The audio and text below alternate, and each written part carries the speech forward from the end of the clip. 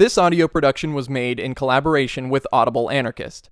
It was read by Lindsay Oden. Are We Good Enough? By Pyotr Kropotkin, first published in 1888 in the journal Freedom, Volume 21. One of the commonest objections to communism is that men are not good enough to live under a communist state of things. They would not submit to a compulsory communism, but they are not yet ripe for free anarchistic communism. Centuries of individualistic education have rendered them too egotistic.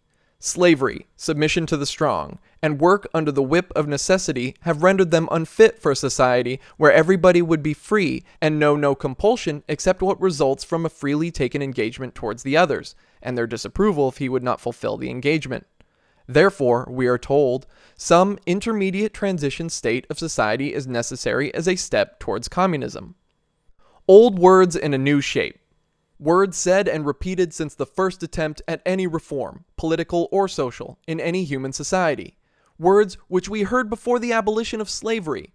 Words said 20 and 40 centuries ago by those who would like too much their own quietness for liking rapid changes, whom boldness of thought frightens, and who themselves have not suffered enough from the iniquities of the present system to feel the deep necessity of new issues. Men are not good enough for communism. But are they good enough for capitalism? If all men were good-hearted, kind, and just, they would never exploit one another, although possessing the means of doing so. With such men, the private ownership of capital would be no danger. The capitalist would hasten to share his profits with the workers, and the best remunerated workers with those suffering from occasional causes. If men were provident, they would not produce velvet and articles of luxury, while food is wanted in cottages. They would not build palaces as long as there are slums. If men had a deeply developed feeling of equity, they would not oppress other men. Politicians would not cheat their electors. Parliament would not be a chattering and cheating box, and Charles Warren's policemen would refuse to bludgeon the Trafalgar Square talkers and listeners. And if men were gallant, self-respecting, and less egotistic, even a bad capitalist would not be in danger. The workers would have soon reduced him to the role of a simple comrade manager. Even a king would not be dangerous, because the people would merely consider him as a fellow unable to do better work, and therefore entrusted with signing some stupid papers sent out to the other cranks calling themselves kings. But men are not those free-minded, independent, provident, loving, and compassionate fellows which we should like to see them. And precisely, therefore, they must not continue living under the present system which permits them to oppress and exploit one another. Take, for instance, those misery-stricken tailors who paraded last Sunday in the streets, and suppose that one of them has inherited £100 from an American uncle. With these £100, he surely will not start a productive association for a dozen of like misery-stricken tailors and try to improve their condition. He will become a sweater. And therefore, we say that in a society where men are so bad as this American heir, it is very hard for him to have misery-stricken tailors around him. As soon as he can, he will sweat them. While if these same tailors had a secured living from the communist stores, none of them would sweat to enrich their ex-comrade, and the young sweater would himself not become the very bad beast he surely will become if he continues to be a sweater. We are told we are too slavish, too snobbish to be placed under free institutions. But we say that because we are indeed so slavish, we ought not to remain any longer under the present institutions, which favor the development of slavishness. We see that Britons, French, and Americans display the most disgusting slavishness towards Gladstone, Boulanger, or Gould.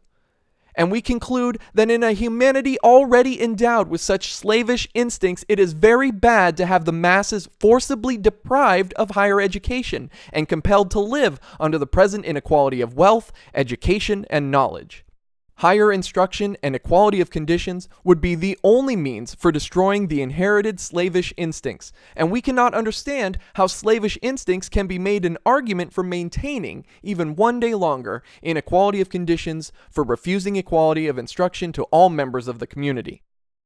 Our space is limited, but submit to the same analysis any of the aspects of our social life, and you will see that the present capitalist authoritarian system is absolutely inappropriate to a society of men so improvident, so rapacious, so egotistic, and so slavish as they are now. Therefore, When we hear men saying that the anarchists imagine men much better than they really are, we merely wonder how intelligent people can repeat that nonsense. Do we not say continually that the only means of rendering men less rapacious and egotistic, less ambitious and less slavish at the same time, is to eliminate those conditions which favor the growth of egotism and rapacity, of slavishness and ambition? The only difference between us and those who make the above objection is this: we do not, like them, exaggerate the inferior instincts of the masses, and do not complacently shut our eyes to the same bad instincts in the upper classes. We maintain that both rulers and the ruled are spoiled by authority. Both exploiters and exploited are spoiled by exploitation. While our opponents seem to admit that there is a kind of salt of the earth, the rulers, the employers, the leaders, who happily enough prevent these bad men, the ruled, the exploited, the led, from becoming still worse than they are. There is a difference, and a very important one. We admit the imperfections of human nature, but we make no exception for the rulers. They make it, although sometimes unconsciously, and because we make no such exception, they say that we are the dreamers, unpractical men.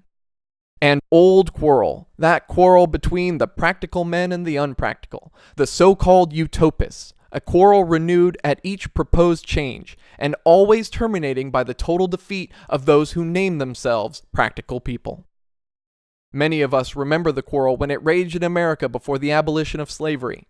When the full emancipation of the Negroes was advocated, the practical people used to say that if the Negroes were no more compelled to labor by the whips of their owners, they would not work at all, and soon would become a charge upon the community.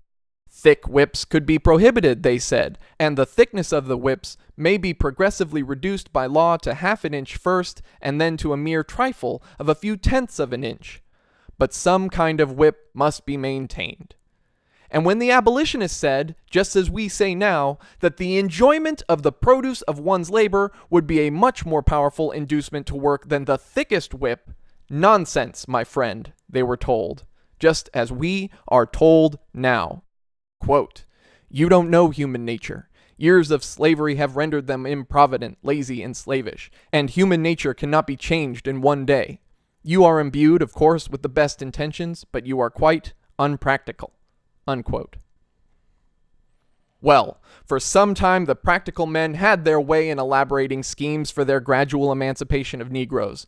But alas, the schemes proved quite unpractical, and the Civil War, the bloodiest on record, broke out. But the war resulted in the abolition of slavery, without any transition period. And see, none of the terrible consequences foreseen by the practical people followed. The Negroes work. They are industrious and laborious. They are provident, nay, too provident indeed, and the only regret that can be expressed is that the scheme advocated by the left wing of the unpractical camp, full equality and land allotments, was not realized. It would have saved much trouble now. About the same time, a like quarrel raged in Russia, and its cause was this. There were in Russia 20 million serfs. For generations past, they had been under the rule, or rather the birch rod, of their owners. They were flogged for tilling their soil badly, flogged for want of cleanliness in their households, flogged for imperfect weaving of their cloth, flogged for not sooner marrying their boys and girls, flogged for everything. Slavishness, improvidence were their reputed characteristics. Now came the utopists and asked nothing short of the following: complete liberation of the serfs, immediate abolition of any obligation of the serf towards the lord. More than that, immediate abolition of the lord's jurisdiction and his abandonment of all the affairs upon which he formerly judged, to peasants' tribunals elected by the peasants, and judging, not in accordance with law which they did not know, but with their unwritten customs. Such was the unpractical scheme of the unpractical camp. It was treated as a mere folly by practical people. But happily enough, there was by that time in Russia a good deal of unpracticalness in the air, and it was maintained by the unpracticalness of the peasants, who revolted with sticks against guns and refused to submit, notwithstanding the massacres, and thus enforced the unpractical state of mind to such a degree as to permit the unpractical camp to force the Tsar to sign their scheme, still mutilated to some extent. The most practical people hastened to flee away from Russia, that they might have their throats cut a few days after the promulgation of that unpractical scheme. But everything went on quite smoothly, notwithstanding the many blunders still committed by practical people. These slaves, who were reputed improvident, selfish brutes, and so on, displayed such good sense, such an organizing capacity as to surpass the expectations of even the most unpractical utopists. And in 3 years after the emancipation, the general physiognomy of the villages had completely changed. The slaves were becoming men. The utopists won the battle. They proved that they were the really practical people, and that those who pretended to be practical were imbeciles.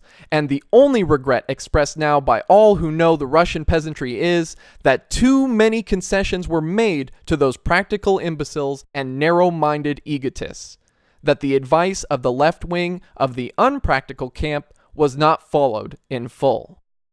We cannot give more examples, but we earnestly invite those who like to reason for themselves to study the history of any of the great social changes which have occurred in humanity from the rise of the communes to the reform and to our modern times.